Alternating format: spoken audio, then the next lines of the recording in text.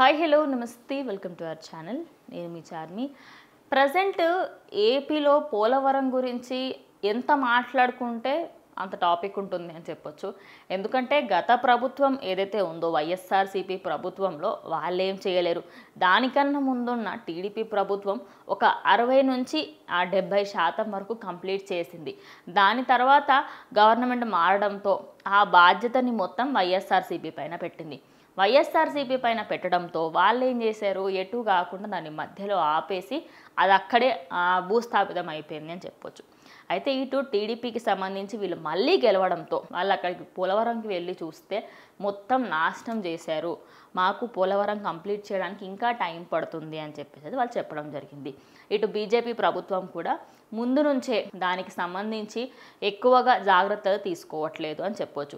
ఇప్పుడు మరి ఈ 5 సంవత్సరాలలో ఎలా ఉండబోతుంది ఏంటి అంటే మనకి ఈ 5 సంవత్సరాలు చూస్తుంటే తెలిసిపోతుంది. సో కాంగ్రెస్కి సంబంధించి ఈ మధ్యనే కాంగ్రెస్ పార్టీలోకి వెళ్ళిన వైఎస్ షర్మిల మాట్లాడుతూ వైఎస్ఆర్ జీవిత ఆశయమని, ఆయన ఎప్పటి నుంచో పోలవరం కట్టించి జనాలకు సేవ చేయాలనుకున్నారని, ఇప్పుడు మహాభారత్లో కర్ణుడి చావుకి 1,00,000 కారణాలు అన్నట్టు పోలవరం ప్రాజెక్టు కంప్లీట్ చేయడానికి 1,00,000 కారణాలు ఉన్నాయి అంటున్నారు.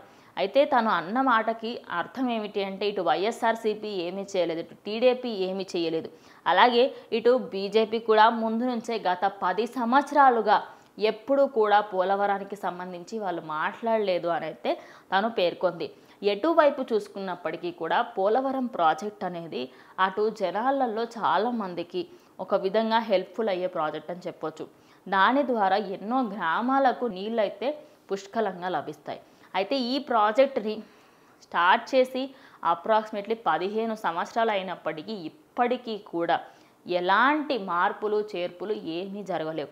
మరి ఇప్పుడు వచ్చిన టీడీపీ ప్రభుత్వం కూడా ఇంకా అదే ప్రాసెస్లో మాకు ఇంకా టైం పడుతుంది అంటుంది. అయితే వైఎస్ షర్మిల అన్న మాటలు ప్రజెంట్ సోషల్ మీడియాలో హల్చల్ అవుతున్నాయని చెప్పొచ్చు. ఎందుకంటే తను యూజ్ చేసిన వర్డ్స్ కానివ్వండి, అంటే మీరు చెప్పే 1,00,000 కారణాలన్నిటికీ మేమెందుకు వినాలి, మరి మీరు చేసి చూపెట్టాలి కదా అని చెప్పేసి ఆమె వ్యాఖ్యానించడం జరిగింది.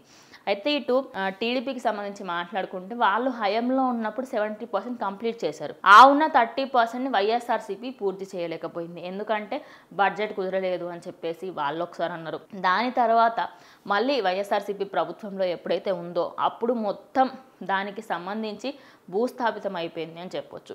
అయితే ఇప్పటికైనా టీడీపీ ప్రభుత్వం దీన్ని ముందుకు తీసుకువెళ్తుంది అనే ఆశతో చాలామంది ఉన్నారు. మరి వైఎస్ షర్మిల అన్న మాటలకి మీరేమనుకుంటున్నారు ఏంటనే ఖచ్చితంగా మీ అభిప్రాయాన్ని కామెంట్ బాక్స్లో తెలియజేయండి. ఇది ఇవాళ వీడియో. ఇంకో వీడియోతో మళ్ళీ కలుస్తాం.